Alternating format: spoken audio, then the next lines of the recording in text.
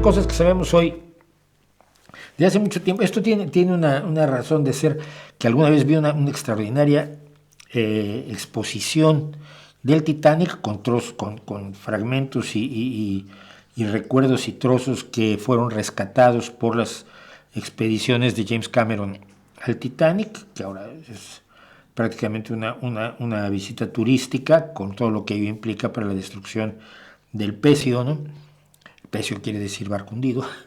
Pero cuando la vi es que tardamos muchos años en averiguar cómo se había hundido el Titanic, qué había pasado, cuántas cosas complejísimas habían confluido en el tipo de remaches, en el tipo de acero, en el iceberg, en cómo abordó, cómo chocó contra el iceberg el Titanic, que me pareció muy interesante contarlo, cómo se hunde el Titanic, pero sobre todo, que luego hay gente que viene a este canal y me dice, bueno, pero es que los Illuminati, los masones, los reptilianos, el Bilderberg, la Interlateral, alguien organizó todo lo del Titanic para llevar en ello a 4 magnates que se ahogaron. Entonces, para matar a esos 4 magnates armaron todo esto, que era absolutamente imprevisible, ¿no? No había nada previsible, a tal grado que, fuera de alguna imprudencia del capitán, pues el destino del Titanic era absolutamente inesperado e inesperable. Pero en fin, así hay gente tonta que simplifica las cosas cuando las cosas son complejas, y así contamos cómo hundió el Titanic, que lo vamos a ver el día de hoy. No fue por mucho el más trágico hundimiento hasta entonces. El vapor SS Sultana se había hundido en el río Mississippi el 27 de abril de 1865, matando a 1.800 de sus 2.400 pasajeros. Y desde su hundimiento otros desastres han superado con mucho a las 1.523 víctimas mortales del Titanic. Sin embargo, el hundimiento del enorme transatlántico ha cautivado la atención del público y los medios durante 100 años.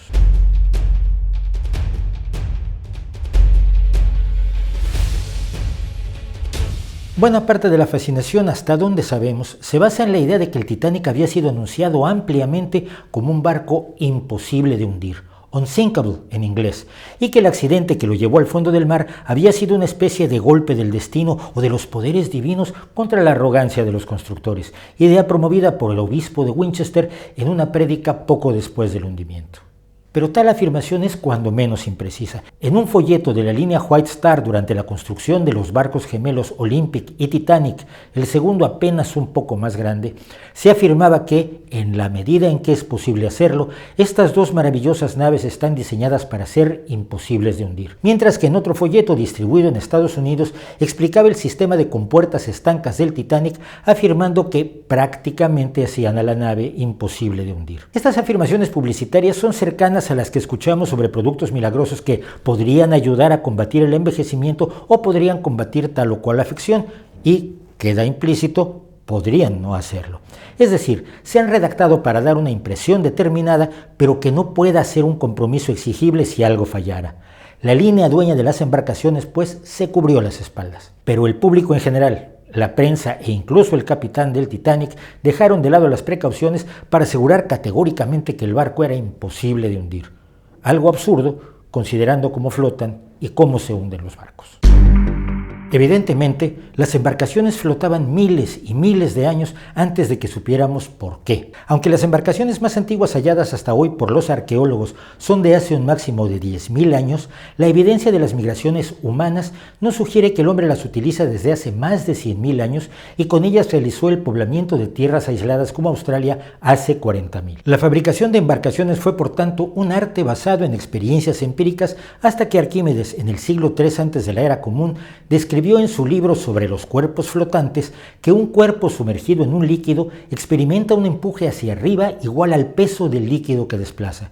Esto quiere decir que un cuerpo puede flotar si desplaza una cantidad de agua que pese menos que él, para lo cual le damos una forma tal que tenga una cantidad suficiente de aire en su interior y así pueda desplazar su peso en agua sin que el agua llegue a entrar en él. Un barco de acero como el Titanic de 46.000 toneladas está diseñado para desplazar más de 46.000 toneladas de agua marina. Por ello mismo hay materiales que flotan por sí mismos sin importar su forma porque su densidad intrínseca es menor a la densidad del agua. o dicho de otro modo, un determinado volumen de ellos pesa menos que el mismo volumen de agua. Al entrar agua en una embarcación, el aire se sustituye por agua y la densidad total del barco aumenta hasta que se hunde. Esto permite entender cómo se diseñó el Titanic para evitar que una perforación del casco provocara la inundación de todo el barco. Por debajo de la línea de flotación, el barco estaba dividido en 16 compartimientos estancos que podían cerrarse rápidamente. Si había una perforación, se sellaba el compartimiento de modo que, aunque se inundara, la nave seguiría a flote. De hecho, se calcula que el Titanic se podría haber mantenido a flote incluso si 5 de los compartimientos se inundaran. Y sin embargo, se hundió. El estudio de los restos del Titanic ha permitido determinar cuáles fueron los factores que incidieron en el desastre. En primer lugar, el acero de la nave y el hierro de los remaches utilizados para armar el casco de la nave sucumbieron a un fenómeno llamado fractura frágil, en que un metal se rompe sin sufrir previamente una deformación. Este tipo de fractura ocurre cuando se presentan 3 factores, mismos que se dieron en el Titanic la noche de su hundimiento.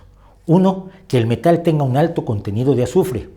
2. Que esté a muy baja temperatura. Y 3. Que el impacto que sufra sea muy fuerte. Esto fue demostrado con muestras del Titanic en 1994 y 1995.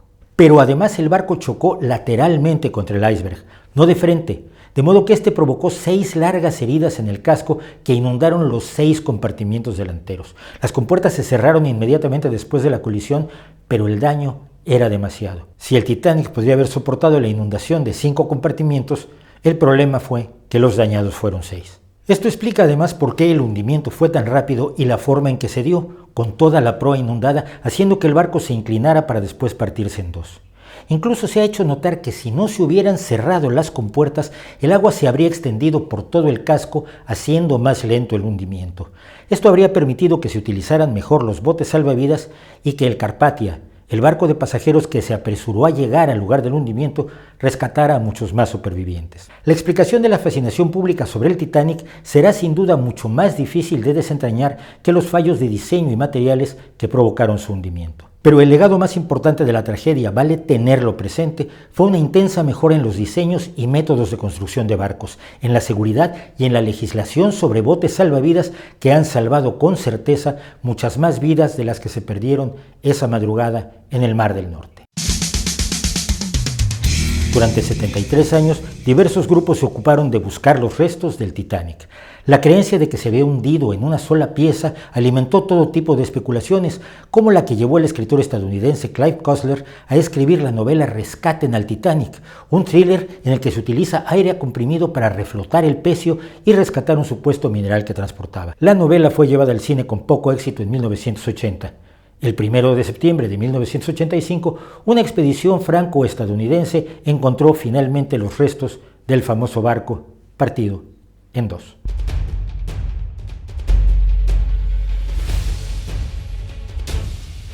Pues esa es la historia de cómo se hundió el Titanic. Y siempre es muy curioso pensar cómo se sabía tan poco de cómo funcionaba el hierro y el acero, por ejemplo, en aquel momento, ¿no? Quizás si hoy construyéramos el Titanic, no se habría hundido.